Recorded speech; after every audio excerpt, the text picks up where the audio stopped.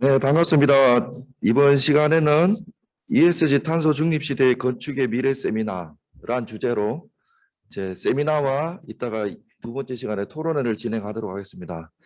오늘은 첫 번째 시간에 발표를 우리 고려대학교 근무하시고 포스코 석좌 교수님을 계시는 주영규 교수님께서 국내 탄소 인증제 도를 위한 해외 탄소 정량화 방법 및 국내 평가 지침 제정 방향에 대해서 발표를 해주시도록 하겠습니다.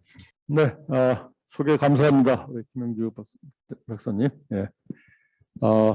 방금 소개받은 고려대학교 주영규입니다. 오늘 제가 말씀드릴 내용은 국내 탄소 인증 제도를 위한 해외 탄소 정량화 방법 및 국내 평가 지침 제정 방향에 대해서 말씀을 드리겠습니다.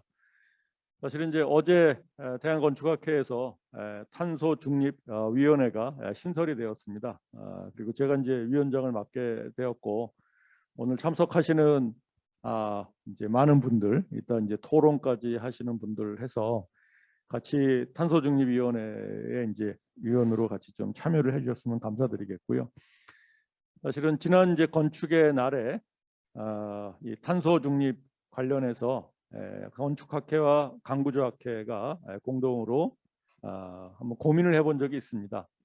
그래서 국내 건설 분야, 특히 건설 분야가 이제 탄소 배출에 이제 많은 이제 검토를 하고 기여를 해야 되는 분야임에도 불구하고 그런 부분들이 이제 잘 안 되어 있는데 거기에 대한 어떤 영향력을 이제 좀 개선해야 되는 부분이 있어서 이 탄소 중립 시대에 이제 새로운 기준을 이제 건물에 적용하는 이런 방향이 좀 필요하지 않을까 생각이 돼서 오늘 이제 그 두 번째의 어떤 그 모임이라고 볼 수가 있습니다.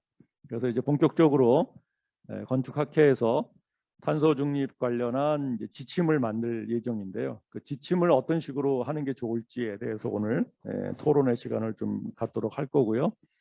저는 이제 그 전반적인 내용에 대해서 방향성을 좀 말씀을 드리도록 하겠습니다. 오늘 제가 발표할 순서는 표와 같고요. 지난번에도 이제 한번 보여드렸지만 사실은 북극곰이 굉장히 날씬하다고도 할 수 있지만 좀 많이 여유였습니다. 지금 우리가 탄소 중립에 대해서 좀 노력을 하지 않는다면 사실은 이제 지구가 이렇게 되고 또 요즘 그 브라질 쪽에 많은 이제 아마존 지역에 뭐 불이 나고 이런다고 하는데요. 이런 부분들이 앞으로 영향을 많이 받지 않나 생각이 됩니다. 그래서 기후 변화와 탄소 저감 필요성은 이제 오래전부터 얘기가 됐는데요. 그 대표적인 게 이제 2015년 70차 유엔 총회에서 이제 지구를 앞으로 어떤 식으로 갈 것인가에 대한 17개 목표를 설정했는데 그 중에 13번입니다. 13번이 기후 변화에 대해서 대응을 해야 된다. 그리고 이제 현재 탄소 배출량을 신속하게 줄이지 않으면 2040년에는 평균 기온이 약 1.5도를 넘을 것이다. 그래서 이에 대해서 이제 건설 분야를 비롯한 전 세계가 이제 대비를 해야 된다라는 부분이 있고요. 제가 이제 건설 부분이 탄소 배출에 미치는 영향이 약 39%라고 하고 있고요. 건물에 있어서도 이제 보통 인바디드 탄소라고 하는데 탄소량이 이제 크게 두 가지가 있습니다. 저희가 건물을 지을 때 발생되는 탄소가 하나가 있고요. 그다음에 건물을 사용할 때 하는 탄소 배출량이 하나가 있습니다. 사실 우리나라에서 그동안 관심을 많이 가졌던 거는 건물을 사용할 때 배출되는 탄소 배출량에 관심을 많이 가졌는데 이거는 이제 사실은 이제 어떻게 유지 관리하느냐에 따라서 영향을 받는 반면에 건물을 짓는 거는 기본적으로 그 탄소 배출량이 발생될 수밖에 없습니다. 그러니까 우리가 설계를 잘하거나 시공 또 재료를 잘 선택해서 이거를 개선한다 그러면 실질적인 효과를 좀 볼 수 있는 탄소 배출량 저감 방법이라고 볼 수가 있습니다. 그래서 건물에 실질적으로 이러한 이제 내재된 탄소가 보통 저희가 이제 지하라고 하죠. 그리고 이제 폐기물만 하더라도 약 60% 정도가 됩니다. 그래서 이 부분을 잘 개선할 필요가 있고요. 그러면 이제 탄소 배출량이 실질적으로 어느 정도인지를 이제 정량적으로 한번 보도록 하겠습니다. 보통 우리 일반인들이 1년간 뭐 일상생활을 하면서 이제 하는 배출량이 2톤이라고 합니다. 그다음에 자동차를 뭐 보통 평균 1년에 한 3, 4천 마일 보통 이제 운영한다고 했을 때 1년에 자동차 한 대가 한 3톤 정도를 배출한다고 합니다. 그런데 사실 우리가 실제로 설계하고 있는 뭐 사실 이제 제가 구조 전공이라 구조 쪽에 좀 말씀을 드리면 구조 설계자가 1인당 1년에 약 한 5천 제곱미터를 이제 설계를 하고요. 제곱미터당 약 200kg의 자꾸 왔다 갔다 하네요. 200kg의 탄소가 배출되면 구조 설계자 한 명이 1년에 1000톤의 탄소 배출량에 대한 영향을 끼칠 수 있다고 합니다. 물론 이제 구조 엔지니어는 여기에 설계하시는 분도 다 포함입니다. 건축 디자인 또 설계에 잘만 한다 그러면 실제로 몇 명이 노력을 하면 1000톤의 탄소 배출량을 어떻게 보면 줄이는데 기여를 할 수 있다. 국가적으로 2030년, 50년 되면 뭐 넷제로까지 간다고 하는데요. 1000톤을 가지고 잘만 줄인다 그러면 우리 개인이 또는 자동차를 운행하면서 사용되는 탄소 배출량의 많은 부분들을 굉장히 효율적으로 줄일 수가 있는데 그동안 우리는 이쪽 부분에는 사실 고민을 별로 해보질 않았습니다. 그래서 해외 그러면 이제 방금 말씀드린 인바디드 카본에 대해서 좀 더 구체화시키면 저희가 이제 건설 자재를 만들어서 실제로 레미콘 그다음에 현장에서 시공을 하고 건물을 이제 짓는 단계 이거를 우리가 이제 인바디드 카본이라고 하고요.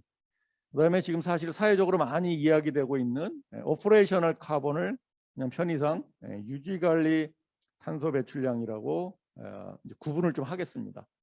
그래서 오늘 제가 말씀드리는 부분은 요 왼쪽입니다. 이쪽을 좀 줄이는 노력을 했으면 좋겠다. 이 오른쪽 부분은 어제 아마 건축학회에서 발표된 에너지 관련한 그런 세션들에서 많은 이제 이야기가 좀 있었던 것 같습니다. 그래서 이런 거 관련해서 이제 해외에서는 어떠한 노력이 진행되고 있느냐. 그래서 이제 보통 전주기라고 그러죠. 뭐 이제 요람에서 무덤까지 건물을 처음에 재료를 만들어서 실제로 재사용하는 데까지 그래서 전 생애 주기에 탄소를 이제 검토를 해가지고요. 여기서 어떻게 이 전 생애 주기로 하면 이제 크게 두 가지가 있는데요. 요 까만색으로 된 인바디드 카본을 이 부분은 지금 에너지를 하시는 분이 많으시니까 뭐 히팅 파워 이런 쪽이 많으시니까 그쪽에서 하고 있는 쪽에서 이제 하는 거로 하고요. 저희는 이제 이 부분을 좀 집중적으로 오늘 좀 말씀을 하겠습니다.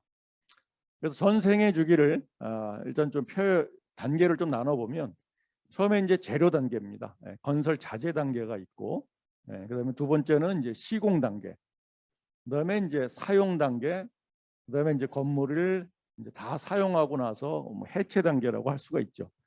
그리고 그 이후에 이제 비욘드 더 라이프 사이클이라는 부분인데 이제 재활용이 단계가 있습니다. 이 재활용 단계를 그동안은 논란이 좀 많았습니다. 우리가 탄소 배출량에 포함을 시켜야 되는지. 근데 현재는 최근에 ISO에서 재활용 단계를 이제 그 전생애 주기에 포함시키기로 결정을 해서 그래서 크게 A, B, C, D 단계가 있고요. 여기 B의 6번, 7번이 오퍼레이셔널 카본인데 이 부분은 이 지금 프로시저에서는 이제 일단은 포함을 안 시키는 거로 이렇게 하였습니다. 그거를 좀 이제 조금 더 그래픽으로 보면 우리가 이제 건설 자재를 뭐 사실 여기 여수 옆에 광양이 있는데 광양에서 철강 자재를 만듭니다. 그래서 운반을 해서 현장에서 이제 시공을 하는 단계 그리고 이제 이러한 시공 과정을 거쳐 가지고 실제로 이제 사용하는 단계 이런 단계들이 있을 수가 있습니다. 그래서 원료를 공급하고 가공하고 부품을 제조하고요. 그다음에 시공하고 유지 관리하고 그다음에 생애 주기가 종료되면 재활용을 해서 다시 건물을 짓기도 하고요. 아니면 이제 완전히 폐기 처분하기도 하는 이런 과정들이 저희가 일반적으로 되는데 요 지금 까만색으로 되어 있는 이 부분이 실제로 탄소 배출이 이제 발생되는 단계입니다. 이런 단계들을 어떻게 하면 효과적으로 할 것인가. 탄소 배출량을 구하는 거는 사실은 이제 일반적으로 간단합니다. 단위 최적당 탄소 배출량에다가 실제로 사용된 물량을 이제 곱하면 실제로 탄소 배출량이 계산이 됩니다. 그래서 크게 상부 구조, 지상 구조물이 될 수 있고요. 지하 구조, 그다음에 이제 내외장재, 물론 이제 내외장재 내부에 MEPCP 같이 각종 이제 설비 시설들이 다 들어가죠. 그래서 그런 물량들을 그 부위별로 하면 내장재는 어느 정도의 탄소를 배출하고 외장재 또 하부 구조, 상부 구조가 어느 정도 되는지를 저희가 정량화를 시킬 수가 있습니다. 이렇게 정량화를 시킬 수 있으면 이 정량화하는 과정을 가지고 저희가 어느 정도 목표 설정을 할 수 있고요. 그 설정된 양을 활용할 수 있을 겁니다. 그러면 이제 각 단계별로 재료를 물량을 산정하는 게 사실 요즘 이제 전산화가 많이 되고 있습니다. BIM이라고 해서 뭐 레빗이라든가 테크라 이용하면 사실은 저희가 사용하는 건축 자재의 물량을 상당히 논리적으로 또 쉽게 구할 수가 있습니다. 또 이런 거에 대해서 많은 인벤토리들이 현재 제공이 되고 있습니다. UK의 그린빌딩 협회라든가 마스대학이라든가 IC 같은데 이런 인벤토리를 구축을 해놨는데요. 그 안에 보면 각종 사용하는 건축 자재별로 탄소 배출 양이 얼마가 되는지, 사실 이게 우리나라에서는 구하기가 참 어렵습니다. 자재를 만드는 과정에 실제로 어느 정도의 탄소 배출이 일어나는지를 정량화시켜야 되는데 그런 부분들이 상당히 어려운데, 사실은 이제 우리나라 데이터만 사용하는 것이 아니고 전 세계에 이러한 것을 먼저 한 데이터들을 저희가 활용을 해서 국내에도 적용을 할 수 있는 기회를 드리면 이게 아마 초기에 가능하지 않을까 생각이 됩니다. 그다음에 또 하나는 이제 운반하고 이런 부분들이 있는데요. 뭐 영국의 이 BEIS라는 데서 이런 관련된 자료들을 또 제공을 하고 있고요. 그다음에 이제 또 제품별로 사실은 이제 건설 관련한 많은 이제 제작 업체들 우리 나름대로의 어떤 또 이런 자료들을 제공하는 경우가 있습니다. BSF 홀츠 같은 경우에는 목재의 경우에 이런 내용들을 제공을 하고 있습니다. 그래서 이 자료를 그러니까 이 회사에서 만든 이제 제품을 활용을 하면 어느 정도의 탄소 배출량에 효율이 있는지를 사용할 수 있다고 볼 수가 있습니다. 그래서 이제 이런 재료 물량들을 가지고 또 이제 전문 기관으로는 영국 왕립조사협회에서는 이제 전 단계에 대해서 이렇게 이제 책자를 만들어 가지고요. 어떻게 이거를 평가하는지에 대한 부분들을 벌써 연구를 하고 있고요. 네, 원클릭 LCA라는 데서는 이제 3차 검토 검증까지 포함해서 LCA를 평가하는 프로그램을 또 제공을 하고 있습니다. 그다음에 영국 구조기술사협회, 우리로 따지면 이제 건축구조기술사회 정도 되겠습니다. 거기서는 미국하고 공동으로 해서 이제 구조물의 이 이제 탄소 배출량을 얼마나 효율적으로 이제 평가할 건가. 그래서 구조물, 그다음에 여기 MEP까지 다 포함을 해서 실제 사용하는 에너지를 제외한 건물에 관련된 모든 부분들을 다 포함한다고 볼 수가 있습니다. 그래서 리바의 탄소 배출량 목표 설정에서 한 사례를 보면 현재는 오피스 건물이 1,400kg의 탄소 배출량이 이제 단위 제곱미터당 발생을 하는데 25년에는 이거를 970으로 감소시키고 2030년에는 750까지 줄이겠다. 이런 목표가 있고요. 또 학교 건물 같은 경우에는 1000에서 540. 그다음에 주거용 건물은 현재 1200 정도인데 이거를 625 정도까지. 그래서 사실은 우리나라도 이러한 이제 목표가 좀 있어야 될 것 같습니다. 사실은 건물의 용도별로 탄소 배출량이 다를 수가 있습니다. 우리가 많이 살고 있는 사실 아파트 같은 경우 단위 제곱미터당 어느 정도의 탄소 배출이 되는지를 좀 알아야지 앞으로 어느 정도까지 줄일 수 있는지, 그리고 그 역할을 우리 설계, 구조, 뭐 MEP 하는 설비하시는 분들 또 시공하시는 분들이 어떻게 협업을 해서 할 수 있는지를 좀 할 수 있을 것 같습니다. 근데 우리나라는 지금 아직 이게 건물에 대해서 설정이 안 돼 있습니다. 사실 초기 단계에서는 이런 부분들을 우리나라 실정에 맞게 어떻게 이제 결정할 것이냐, 이 부분이 상당히 중요할 것 같고요. 거꾸로 2030년에 540, 625처럼 과도한 목표를 세우게 되면 사실은 우리가 일반적으로 사용하고 있는 건축 공사비가 아마 급격하게 올라갈 겁니다.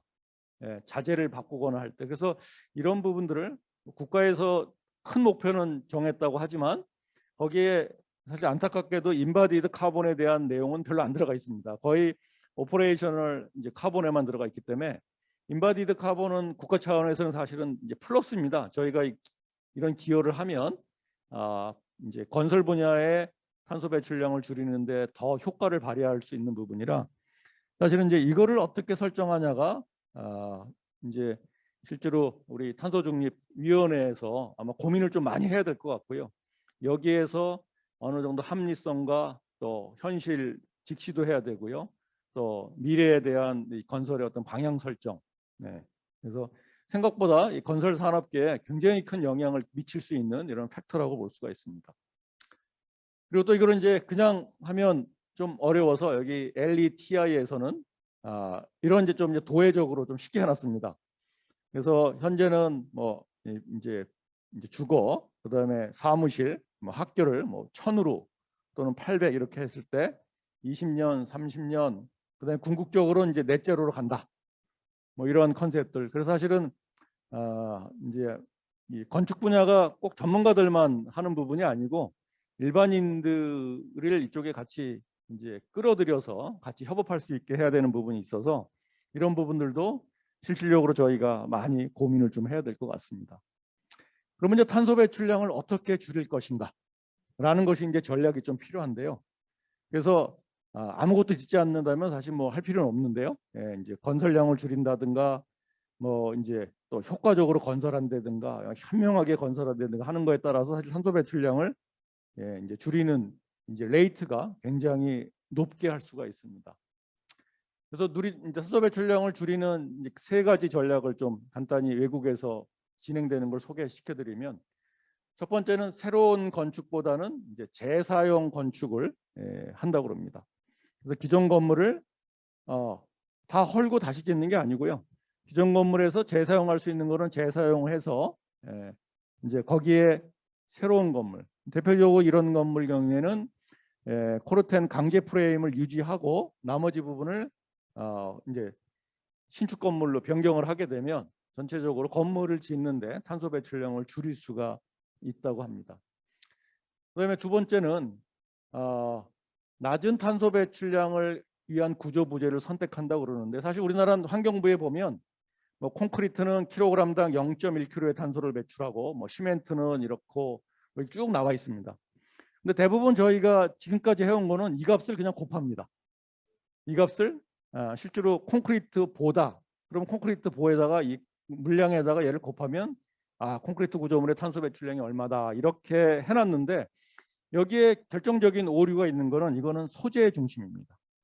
소재를 만드는데 실제로 배출된 탄소 배출량인데, 이게 막상 운반이 돼서 현장에서 크레인이라든가 많은 장비를 써서 시공을 하고 거기에 인력이 들어가고 뭐 바이브레이터도 하고 뭐 이렇게 하면 탄소 배출량이 이것과 다른 상황의 양으로 바뀌게 됩니다. 그래서 이런 부분들을 정량화될 필요가 있는데, 대표적인 예가 이겁니다.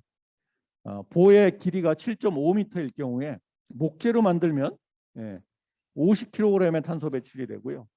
강재는 75kg, 그다음에 콘크리트는 500kg입니다. 굉장히 그 모순된 결과가 나옵니다. 목재는 0.3kg, 0.1kg니까 이것만 보면 콘크리트로 하는 게 제일 좋겠다고 하지만 막상 7.5m 보를 설치를 하면 목재는 사실은 현장에서 추가적으로 하는 일이 상당히 적습니다.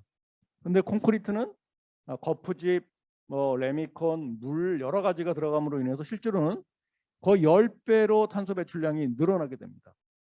그래서 저희는 실제 건물에 들어가는 거를 근거로 해서 탄소 배출량을 평가를 하고 이거로서 앞에서 제공된 용도별 탄소 배출량을 설정을 해야 되지 않을까 이렇게 보고 있는 거예요. 사실 외국도 그런 식으로 하고 있습니다. 그다음에 또 하나가 이제 결국은 건물에 사용되는 소재를 재활용을 해야 되는 전제가 안 되면 이 탄소 배출량을 제로로 가기 위한 전략이 한계가 있습니다. 그러면 어떻게 하면 이거를 재활용하는 유리할 쪽으로 갈 거냐? 사실 우리나라가 뭐 최근에 해체 관련해서 안타까운 일도 있었고 또 해체가 새로운 사회적 이슈화되고 있는데 외국에서는 이제 해체가 용이한 설계를 이제 적용을 하려고 하고 있습니다. 그래서 기본적으로 이 건물이 영원히 가는 게 아니고요. 뭐 일정 기간이 지나면 용도라든가 뭐 내구성이라든가 이런 거에 의해서 변경될 수 있다. 그럼 그것을 쉽게 받아들일 수 있는 거를 미리 설계를 해놓으면 좋지 않겠느냐. 어떻게 보면은 증축을 고려한 설계가 이제는 해체까지 고려한 또는 개축을 고려한 설계까지 가능하지 않을까. 이런 부분들이 이제 전략으로 사용이 되고 있다고 합니다. 그래서 이제 국내에서는 그러면 어떤 식으로 이제 이거를 실질적으로 제도권으로 포함을 시킬 거냐. 현재 보면 이제 앞에서 말씀드린 것처럼 사실은 이제 재사용에 대한 부분이 이제 별로 이렇게 인식이 되어 있지 않고 논란이 많았는데요. 작년에 ISO에서 재사용 부분을 탄소 배출량의 라이프 사이클로 포함시키는 걸로 전 세계적으로 이제 결정을 했습니다. 그리고 사실 우리나라 KS에도 이게 반영이 돼 있기 때문에 이 부분을 가져올 수 있는 이제 사회적 환경이 들어와 있고요. 그다음에 이제 특정 구조의 탄소 배출량을 비교하는데 좀 집중돼 있습니다. 대표적으로 목재, 그다음에 콘크리트, 강재입니다. 근데 사실은 우리가 쓰는 건축 자재는 수많은 내외 장재부터 이제 뭐 MEP부터 굉장히 많습니다. 그래서 그런 부분을 좀 해야 될 부분이 있고요. 그다음에 또 하나 국내에서 문제가 탄소 배출량을 정량화하는 DB가 없습니다. 사실은 이제 제조업체에다 이런 걸 뭐 에너지를 얼마 썼느냐, 인력을 얼마 썼느냐, 물을 얼마 썼느냐 물어보면 답이 없습니다. 사실은 저희가 그저께 저희가 요 옆에 광양제철소에서 생활관을 이제 2개를 비교 프로젝트로 짓는 게 있어서 거기를 갔다 온 경우가 있습니다. 그거는 처음부터 아예 두 건물의 탄소 배출량을 이제 검토하기 위해서 이제 했음에도 불구하고 이제 이런 것을 정확히 하는데 사실 한계가 좀 많습니다. 우리나라 아직 환경 자체. 그래서 초기에 우리가 이거를 적용할 때는 앞에서 잠깐 보여드린 것처럼 해외의 많은 인벤토리를 저희가 참조를 하고요. 다행히 이런 많은 데이터들을 글로벌로 쓸 수 있는 어떤 그 정량화 데이터들이 제공돼 있습니다. 글로벌로 쓰면 어느 정도 써야 된다. 그래서 우리나라의 고유의 인벤토리가 정립되기 전에는 아마 그런 것들을 활용을 해야 되지 않을까 생각이 됩니다. 그다음에 이제 핵심 성과 지표가 좀 필요하다고 생각이 되는데요. 어떻게 용도별로 저희가 그 탄소 배출량 목표를 설정할 건가? 그다음에 설정만 해가지고는 사실 안 됩니다. 이게 어쨌든 인센티브로 제공이 돼야 되는데요. 그래서 이러한 규정을 잘 따르면 어떠한 인센티브를 주고 그 인센티브가 실제로 건설에 관련된 분들이 활용할 수 있을까? 이런 부분이 이제 고민을 좀 하게 됩니다. 그래서 지금 이제 학회에서 하려고 하는 거는 먼저 어쨌든 어떻게 평가를 할 건지를 좀 정립을 하고요. 여기에 관련된 이제 저희 학회 인증센터가 있으니까 인증센터와 협업을 해서 인증을 주는 방법, 그리고 사회적으로 많이 이런 거를 활용할 수 있게 교육도 하고요, 홍보 자료 이런 것도 하면서 이 건축 분야의 이제 탄소 배출량, 인바디드 탄소 배출량을 평가할 수 있는 이런 시스템이 이제 보편화되게 하는데 노력을 해야 되지 않을까 생각이 됩니다. 그래서 먼저 국내 구조 재료별 탄소 배출량을 사실은 이제 정량하는 부분, 이게 이제 가장 큰 일일 것 같고요. 그다음에 소재뿐만 아니라 실제 건물에 썼을 때, 그래서 9m 슬래브를 썼을 때 탄소 배출량이 어떻게 달라지느냐, 이런 이제 외국 사례들이 있는 것처럼 우리도 이런 거에 대한 자료를 좀 제공을 해야 실제 설계하시는 분들이 뭐 건축 설계, 구조 디자이너 전부 이런 거를 활용을 해서 결정을 하게 될 겁니다. 지금은 이걸 결정하는데 대부분 이제 주로 공사비하고 그다음에 이제 공기, 그다음에 시공성 이런 것만 보고 판단합니다. 근데 여기에 사실은 이제 탄소 배출량이라는 이제 결정 요인이 하나 더 들어가는 겁니다. 결정 인자가 하나 더 들어가서 이것을 실제 설계하는데 활용할 필요가 있다고 생각이 되고요. 그다음에 이제 이거는 굉장히 신중하게 결정을 해야 됩니다. 그래서 용도별, 연도별 어느 정도의 탄소 배출량을 목표로 하고 이거를 일단 우리 사회에 일반화시킬 것인가.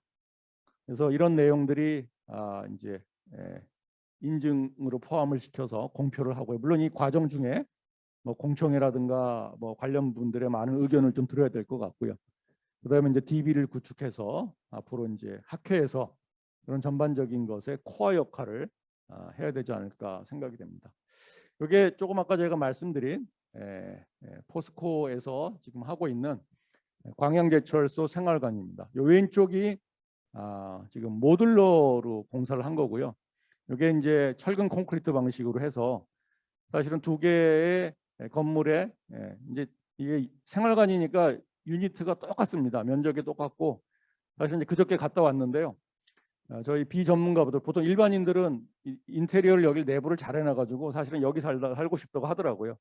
들어가기 전에는 컨테이너 타입의 건물이라는 인식을 갖고 있었는데 막상 인테리어는 여기를 굉장히 잘 해놨고요. 여기는 그냥 일반 뭐 실크 벽지 이런 식으로 해놓으니까 겉으로는 별로 차이가 안 나고 그래서 많은 분들이 이제 초기 인식과 실제 경험에 의해서 선택이 또 바뀌는 경우도 있더라고요. 사실은 탄소 배출량도 이런 부분이 좀 필요할 것 같습니다. 처음에는 굉장히 거부감이 있다가 또 시간이 지나면 또 익숙해지면 또 다른 장점을 또 발견하고 그러면 이게 또 실제로 설계의 하나의 좋은 이제 결정 요인이 될 수 있지 않을까 생각이 되고요. 사실 이거는 지금 4월이라고 했는데 내년 2월 이제 준공 예정이고요. 이제 하면 이제 탄소 배출량을 좀 더 정량화시킬 수가 있는데 이제 고민 중에 하나가 여기 지상 2층까지는 그냥 재래식 그 공법을 썼습니다. 근데 공사 전체에 들어간 에너지 양이라든가 뭐 유류비 이런 거 다 평가를 하다 보니까 여기에만 딱 사용한 거를 별도로 뽑아내는 게 참 어렵습니다. 그래서 그런 부분들을 지금 현장과 협조를 해서 이제 고민을 좀 하고 있습니다.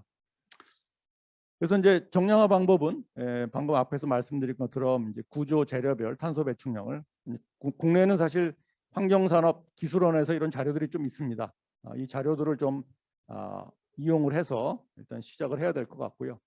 그다음에 구조 시스템 건설 공정별 탄소 배출량이 지금 이제 일부 그 뭐 포스코 연구소라든가 이런 데서 지금 일부 하고 있는데 아마 외국에서 하는 이런 내용들을 조금 더 디테일하게 해야 되지 않을까 생각이 되고 사실은 저희는 이제 포스코 광양생활관 프로젝트가 이런 거를 위한 아주 특성화된 프로젝트이기 때문에 여기서 나온 탄소 배출량 자료를 아마 굉장히 이제 중요한 근거로서 활용할 수 있지 않을까 생각이 되고요.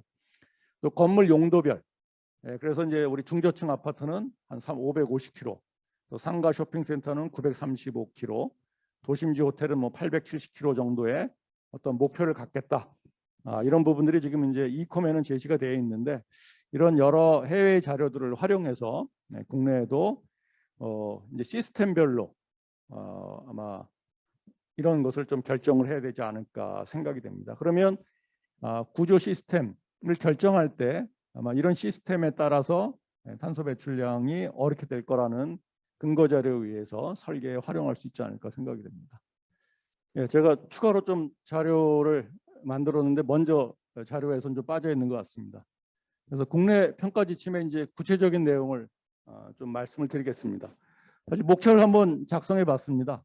외국에 있는 것들 좀 참조해서 아마도 이제 기본적인 개념 설명, 그다음에 어떻게 평가할 건가, 그래서 평가의 범위, 그다음에 어떠한 입력 자료를 사용을 하고 어떻게 평가를 하고 그 평가 결과가 어떻게 나오고 이 평가 결과를 어떻게 활용할 건가라는 부분들이 아마 주요 내용이 될 것 같고요. 초안에서는 분량을 많이 안 하고 일단은 이제 가장 이제 기본이 되는 내용 좀 위주로 하려고 합니다. 그래서 전체적으로 여기가 이제 라이프 사이클을 보여드린 것처럼 라이프 사이클 스테이지를 어디까지 고려를 할 거냐.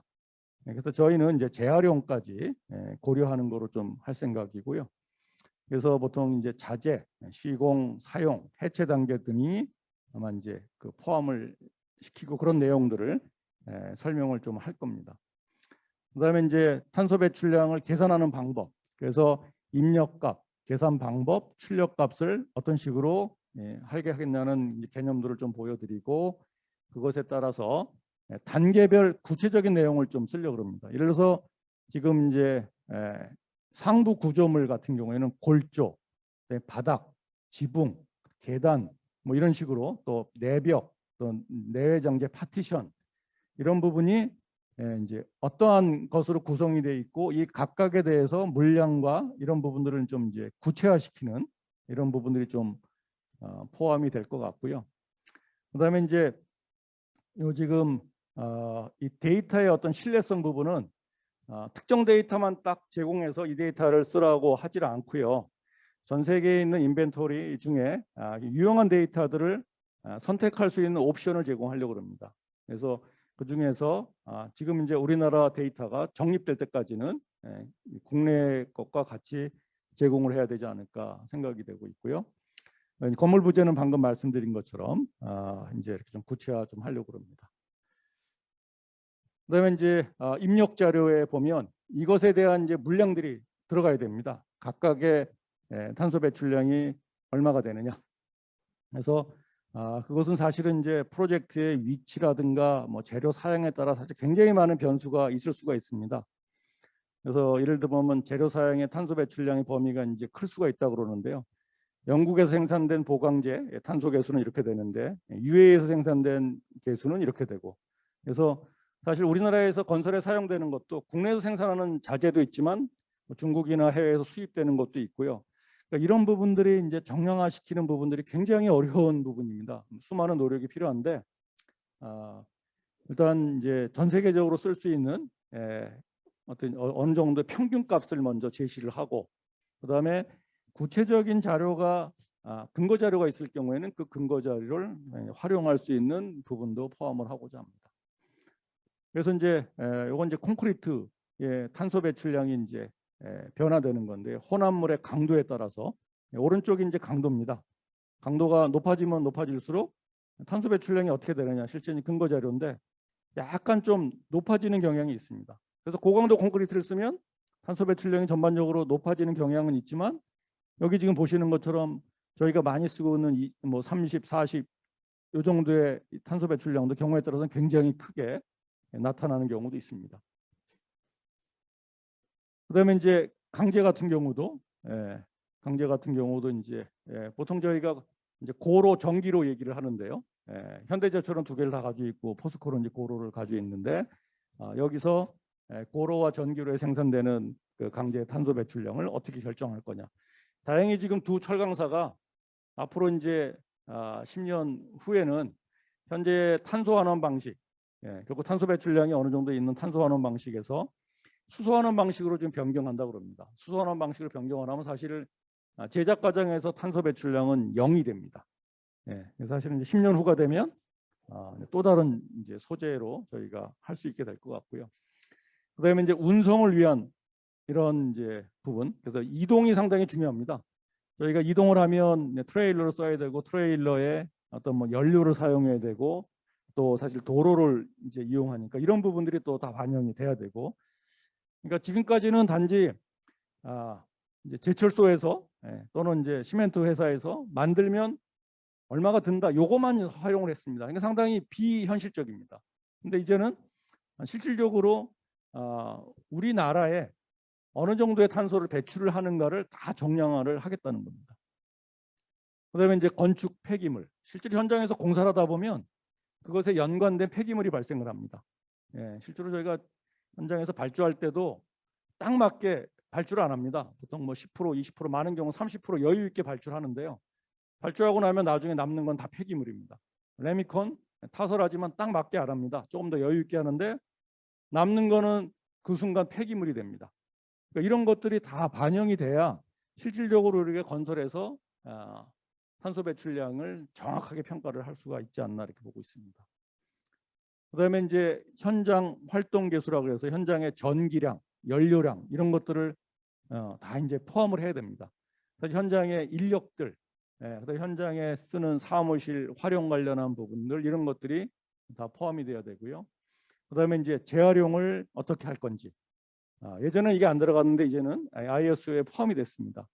그래서 재활용을 많이 하면 많이 할수록 그만큼 탄소 배출량에 긍정적인 영향이 있겠죠. 대표적인 경우가 이제 강제를 보게 되면요.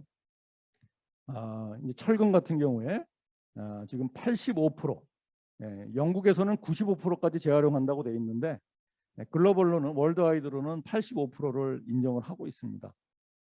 그래서 철근은 예를 들어서 85%를 재활용할 수 있다 그러면 얘는 탄소 배출량이 초기에는 굉장히 많아지지만 재활용하면 할수록 양을 줄일 수가 있습니다. 그러니까 이런 부분들이 평가에 반영이 돼야 실제로 그런 소재들을 앞으로 많이 활용을 하고 궁극적으로 지구 온난화에 우리가 기여를 할 수 있지 않을까 보고 있고요. 그래서 이제 그런 재활용 개수들을 사용하는 부분들. 이 이제 실제로 입력할 때 굉장히 이제 중요한 팩터들입니다. 그래서 단순히 제작할 때뿐만 아니라 건설에 관련된 프로세스를 다 포함을 할 계획이고요. 다음은 이제 평가 순서입니다. 외국에 있는 자료들을 저희가 뭐 일부는 이제 지금 참조를 해왔는데요. 사실은 기본적으로 물량을 계산하고 그 물량에 따른 단위 탄소 배출량을 곱해서 단계별로 또 부재별로 이런 이제 프로세스를 더해가는 이런 과정을 이제 거쳐서 실질적으로 탄소 배출량을 계산을 이제 하면 이게 기존에 있는 방법보다는 더 실용적이고 건설 분야의 특성을 좀 반영한 탄소 배출량 반영 방법이 되지 않을까 생각이 됩니다. 그래서 이제 2050년 저희가 탄소 중립 실현하고 또 탄소 정량화 건축 인용 제도를 사실 건축학회 주도로 이제 하는 것이 궁극적인 이제 목표고요. 그래서 일단 인바디드 카본에 대한 사실 많은 인식 변화를 시켜주는 것이 제일 첫 번째 중요하고요. 그다음에 이런 것에 대한 지침 마련하고 또 교육하고 홍보하고 하는 거, 그리고 이제 인센티브 또 건축 인증 제도는 사실 건축학회에서 자체적으로 하면 되는데 인센티브 부분은 아마도 이제 뭐 국토부나 이런 데하고 좀 협업이 필요한 부분입니다. 그래서 우선은 건축학회 주관으로 이런 시스템을 구축을 해놓고 이런 것이 어느 정도 사회적으로 파급 효과가 있고 실용성이 있다 그러면 이제 그런 부분을 국가의 기관들과 협업을 해서 인증제도 아마 이제 뭐 용적률 뭐 이런 게 되겠죠. 기존의 오퍼레이셔널 카본에서 하는 것처럼. 그래서 지금 2030년 탄소 배출량을 30% 저감해서 아마 국가에서 하고 있는 탄소 중립 실현 및 이런 부분에 좀 기여를 할 수 있지 않을까 생각이 됩니다. 그래서 이런 방향으로 이제 건축학회 탄소중립위원회에서는 좀 이제 활동을 하려고 합니다. 그래서 오늘 이제 이러한 내용 가지고 이러한 방향이 적정한지 아니면 또 개선될 부분 또 좋은 아이디어를 같이 좀 토론할 수 있는 시간이 좀 되었으면 좋겠습니다. 이상으로 제가 준비한 자료를 발표를 하였고요. 경청해 주셔서 감사합니다. 네, 주영 교수님 너무 좋은 자료 발표 감사합니다. 탄소 중립이 뭐 참 멀게 느껴졌는데 오늘 발표를 들어보니까 왜 해야 되는지, 지침이 왜 필요한지, 또 오늘 지침 안에 대한 뼈대까지 너무나 열심히 이제 만들어서 발표해 주셔서 참 고맙고요. 우리 건축 분야에도 이제 책임이라고 해야 되나? 역할, 또 당위성 그런 것들이 충분히 생긴 것 같습니다. 이 기회를 통해서 좀 새로운 그런 그 길이 또 되지 않을까 그렇게 생각이 됩니다. 예, 발표 잘 들었고요. 이어서 바로 진행을 합니까? 예, 토론을 진행하도록 하겠습니다. 목포대학교 오미호 교수님 사회로 토론을 같이 해보도록 하겠습니다. 네, 안녕하십니까. 목포대학교 오명호라고 합니다. 종합 토론이 조금 있을 예정이니까 우리 오신 우리 앞에 김영주 교수님, 김영주 박사님하고 주 교수님 잠시 와주시면 좋을 것 같습니다. 우리 지금 줌으로도 지금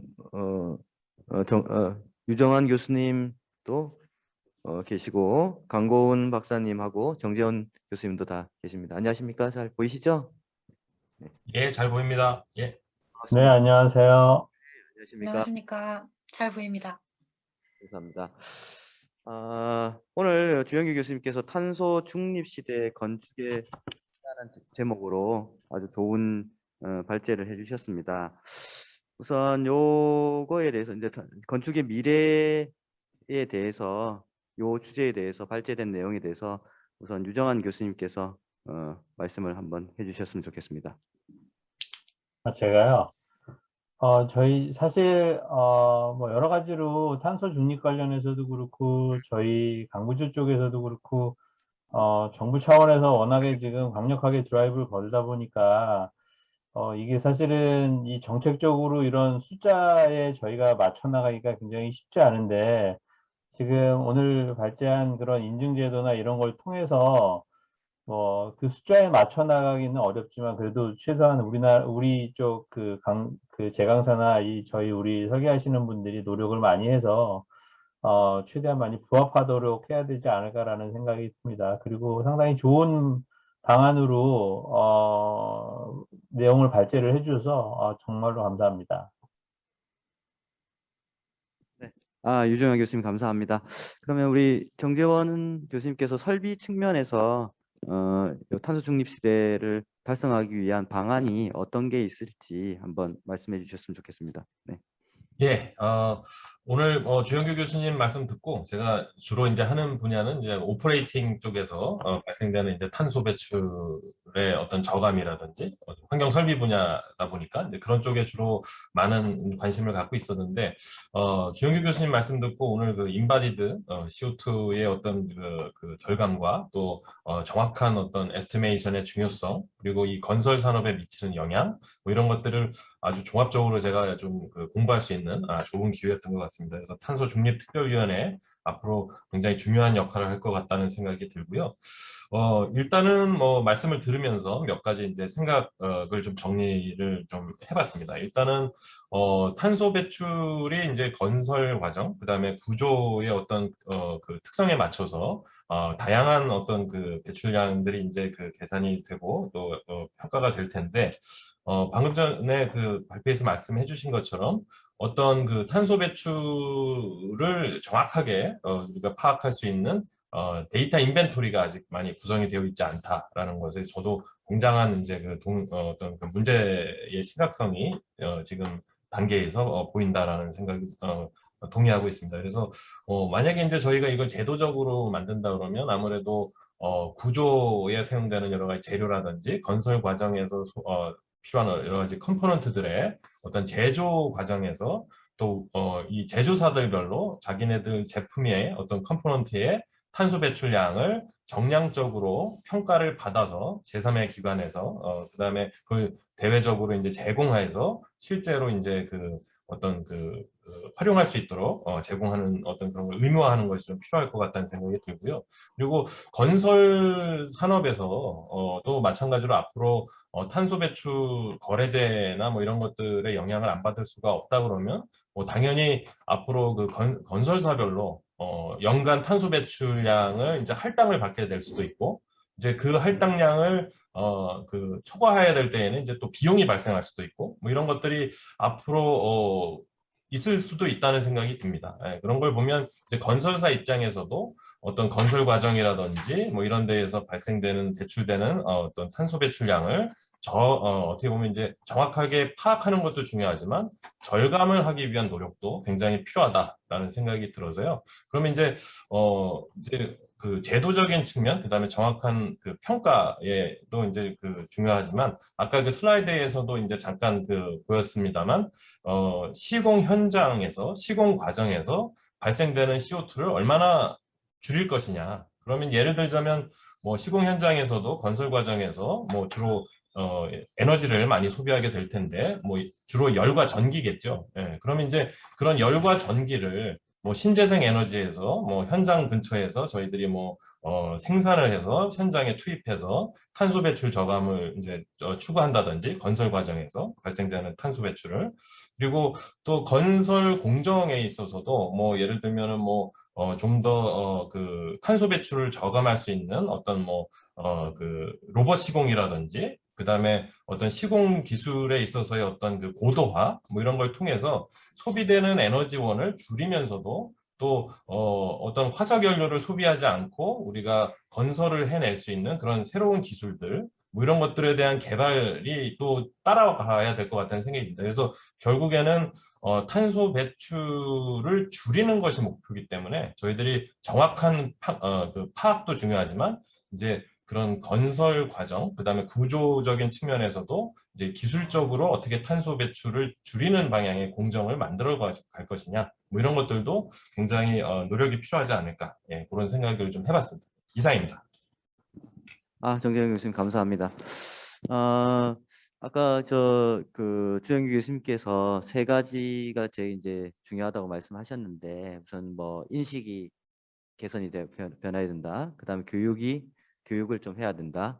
그다음에 이제 제도 개선, 이제 이런 인센티브라든지 그런 거 말씀하셨는데, 이 탄소 중립을 하기 위한 인센티브가 그 예로 뭐 용적률 같은 걸 말씀하셨는데, 용적률을 많이.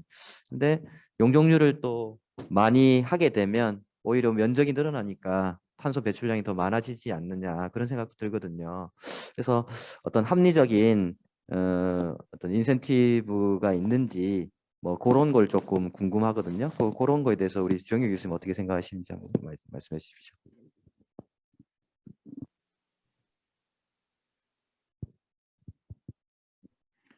네, 사실 인센티브를 어떻게 하냐에 따라서 이제 건물 관련한 건축주부터 관심을 갖게 되고 여기에 어떤 능동적으로 또는 수동적으로 대응을 하게 됩니다. 사실은 지금 건물 에너지 절감 쪽에서는 지금 국토부나 이런 쪽에 많은 인센티브 제도들이 있습니다. 그래서 이 인바디드 카본 부분도 제가 뭐 용적률을 한 예로 들었지만 말씀하신 대로 사실은 모든 인센티브는 이제 플러스 요인도 있고 마이너스 요인도 있는데 그런 부분들이 적정한지는 사실 이제 제도권에 있는 분들하고 좀 깊숙이 논의할 좀 필요가 있다고 생각이 되고요. 기본적인 생각은 인바디드 카본도 오퍼레이셔널 카본과 유사할 정도의 인센티브를 국가에서 제공을 하면 이게 실용화되는데, 그리고 또 오퍼레이셔널 카본에 대해서는 벌써 많은 인센티브들이 지금 이제 활성화되어 있습니다. 제도화되어 있고, 그래서 그런 부분들을 이쪽에도 같이 포함시키면 좀 쉽게 제도화할 수 있지 않을까 생각이 됩니다. 단지 이제 이게 얼마나 중요하냐라는 부분이고요. 조금 아까 정재현 교수님이 말씀하신 것 중에 하나 좀 덧붙여서 말씀드린다면, MEP 시스템을 사실은 이제 건물에 시공할 때 요즘 건물들이 예전보다 MEP에 대한 이제 시공비가 굉장히 많이 늘어났습니다. 그래서 사실은 겉으로는 보이지 않지만 뭐 천정만 뜯어도 그 안에 엄청 많은 MEP 시설이 들어가 있고 기계실 이런 데도 엄청 들어가 있기 때문에 그런 자체를 어떻게 이제 인바디드 카본을 줄이는 제품을 만드느냐, 이런 부분도 사실은 이제 우리 환경 설비하시는 분들이 앞으로 좀 많이 노력을 좀 해주시는, 단지 현재는 에너지 쪽에만 너무 초점이 맞춰져 있으셔가지고 이거를 건물에서 실제로 설치할 때 이제 그런 부분들을 어떻게 줄일 수 있느냐 부분도 앞으로 고민을 좀 많이 해주셔야 되지 않을까 생각이 되고요. 이번 탄소중립위원회에서 그런 쪽의 어떤 구체적인 그 사항들을 좀 포함하는데 좀 그 많은 아이디어를 좀 주셨으면 더 감사드리겠습니다. 네, 주 교수님 감사합니다. 그러면 이제 강고은 박사님께서 이 건기원에서 지금 탄소 중립 시대를 위해 어떤 연구가 진행이 되어 가고 있는지, 그리고 건기원에서 제일 중요하게 생각하는 내용이 있으시면 소개해 주실 수 있는지 좀 여쭙고 싶습니다. 네, 먼저 주영규 교수님께서 오늘 발표해 주실 때 엠바디드 카본의 중요성에 대해서 강조를 해주셨는데 이 부분에 대해서 굉장히 공감을 하고 있고요. 특히 저에너지 주택 같은 경우에는 아무래도 운영 에너지들이 많이 줄어든 상태로 설계가 되다 보니까 이 경우에는 오퍼레이션 카본이 23%에 불과하는 반면 그 엠바디드 카본이 70% 이상을 차지하는 정도로 기록이 되고 있거든요. 그래서 오늘 발표해 주신 내용에 굉장히 공감이 갔고, 그래서 엠바디드 카본을 정량화할 수 있는 일관된 이런 가이드라인이 필요하고 인증 제도가 가야 한다라고 말씀해 주신 내용에 굉장히 공감을 하고 있습니다.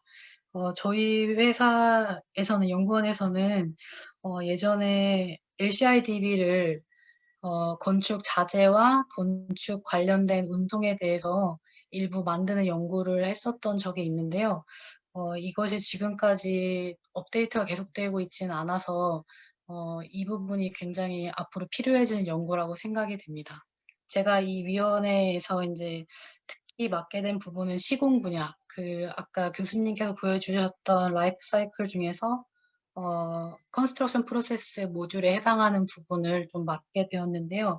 이 부분에 대해서 좀 말씀을 드리면 주원규 교수님께서 말씀해 주셨듯이 국가에서 LCI DB를 환경산업 부랑 사이트에서 제공을 하고 있는데 여기서 제공되고 있는 DB들을 확인해 보니까 연도가 좀 많이 오래되었어요. 1999년도에 만들어진 것도 있고 최근에 만들어진 것이 2011년인데 이것이 이제 국가 현황에 맞춰서 만들어지긴 했지만 연도가 오래되다 보니까 또 정확도가 문제가 있다고 생각이 들어서 이 문제를 좀 말씀을 드릴까 했는데 주 교수님께서 아까 발표하실 때 국내 DB 말고 이제 전 세계 인벤토리를 함께 제공해서 참고할 수 있도록 하자고 하신 부분에 대해서 좋은 방법이라고 생각을 하고요.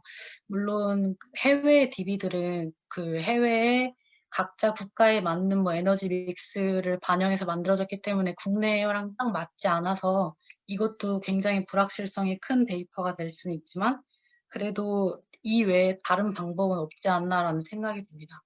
아까 정지원 교수님께서 말씀해 주셨듯이 그런 제조업자들이 LCI DB를 제공하는 것을 약간 의무화하는 방안이 굉장히 도움이 될 거라고 생각이 들고요. 좀 어렵겠지만 차근차근 앞으로 나가야 될 부분이라고 생각이 됩니다.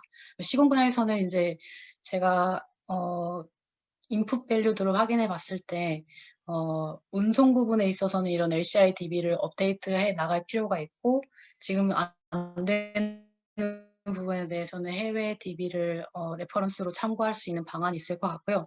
좀 문제가 되는 부분이 온사이트에서 발생하는 탄소 배출량을 계산하는 부분인데 해외 가이드라인에서 보면은 이게 이제 굉장히 추정하기 어렵기 때문에 이게 현장 사무소에서 발생하는 것, 현장 내에서 돌아다니는 장비들의 유류 사용량, 전기 사용량 이런 것들을 체크하는 것이 굉장히 어렵고 그것이 이제 각 공사마다 특성이 다 다르기 때문에 추정하기가 어려워서 어떤 식으로 제공을 하고 있냐면 영국 같은 경우에는 총 공사비당 얼마의 키로 CO2가 나온다라는 가정의 데이터 값을 주고 공사비에 근거해서 추정을 할 수 있도록 하고 있더라고요. 국내의 경우에도 저희가 이번에 대한건축학회에서 가이드라인을 만들 때 이런 비슷한 데이터를 제공을 해줄 수 있을지 이런 거에서 좀 더 고민이 필요하고 이런 방향으로 갈 거라고 하면 이제 또 그런 데이터 수집이 더 필요할 것 같고요. 이쪽 분야에서 이제 국내 연구들을 할 때는 주로 어떻게 했냐 하면은 주로 사용되는 장비들, 타워 크레인이나 리프트처럼 중장비들에 대해서 모터의 효율과 공사 기간에 기반해서 사용된 시간 이런 것들을 가지고 전력량을 추정해서 저희가 탄소 배출량을 계산하곤 했었거든요. 다양한 방법에 대해서 좀 더 고민이 필요할 거라고 생각이 듭니다. 시공 분야에서는 아까 정지현 교수님께서도 말씀을 해주셨는데 현장에 전기 에너지를 재생에너지에 의해서 전기를 공급한다던가 하는 방안이 시공 프로세스에서 발생하는 배출량의 저감에 도움이 될 것이고요. 운송 부분에서 비추어서 생각을 해봤을 때는 현지에서 조달되는 것, 내수자재를 사용한다거나 그리고 내수 중에서도 단거리로 운송되는 자재를 사용하는 것이 유리하고요. 또 재활용, 재사용을 촉진하는 것이 이 단계에서 발생하는 배출량 저감에 유리합니다. 그리고 이쪽 분야에서 하나 더 아까 주영규 교수께서 말씀해 주신 부분이 폐기물 쪽인데요. 그래서 폐기물 발생 비율을 줄이는 것도 굉장히 필요하고 그 때문에 프리팹 제품을 사용하는 것이 유리할 것이라고 생각이 됩니다. 이런 부분을 좀 반영해서 시공 분야 가이드라인을 구성할 수 있도록 진행이 됐으면 좋겠습니다. 감사합니다. 좋은 말씀 감사합니다. 혹시 플로어에 계신 분 중에 질문이나 제언 사항이 있으시면 말씀해 주십시오. 특별히 특별히 없으십니까? 오늘 그 말씀하신 것 중에 이제 구조 재료 측면에서 이제 뭐 강구조하고 대표적인 게 강구조랑 철근 콘크리트 구조에 대해서 이제 말씀을 해주셔가지고 구조 설계자가 지금 그런 CO2 발생을 고려한 설계를 지금 하지 않고 있는데 구조 시스템별로 많은 차이가 뭐 구조 재료나 구조 시스템별로 많이 차이가 있을 것 같아요. 그래서 혹시 뭐 실무적인 측면에서 우리 김영주 박사님이 얘기해 주실 거 있으시면 말씀해 주시기 바랍니다. 예, 한국건축구조연구원에서 대표를 맡고 있는 김정주라고 합니다. 오늘 주영규 교수님 그 발표 자료 듣고 또 많은 생각을 했습니다. 저도 이제 구조 실무자 입장에서 한 말씀 드리도록 하겠습니다.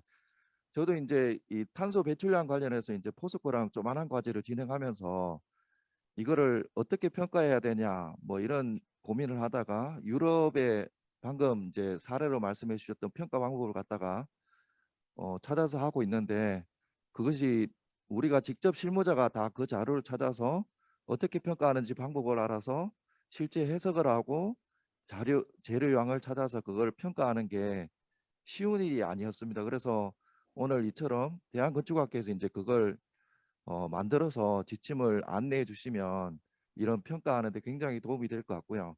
그다음에 두 번째로 이런 지침을 만들 때 실무자들이 가장 바라는 거는 어떤 이론적인 내용이나 여러 가지 그런 평가 방법론에 대한 그런 제안보다는 실질적인 사례를 통해서 아까 이제 목차에는 들어가 있는데요. 그런 시트를 알기 쉽게 사용자가 접근하기 쉽게 만들어 주시면 그거를 처음에 접하는 그런 실무자들에게는 굉장히 도움이 될 것 같습니다. 그래서 그걸 제언적인 내용보다는 조금 실무적으로 사용하기 편한 그런 그 여러 가지 방법들을 좀 제공해 주시면 참 좋고요. 그 다음에 두 번째로는 이제 이거를 평가하는데 가장 중요한 것은 누가 어떤 자격으로 평가를 하느냐 그게 중요한 것 같습니다. 그래서 기존 실무자들에게 또 이거 평가 책임을 맡기면 원래 그 받는 그런 금액이나 뭐 여러 가지 그런 거는 한계가 있는데 업무량만 늘어나는 그런 측면도 혹시 단점으로 되지 않을 거라서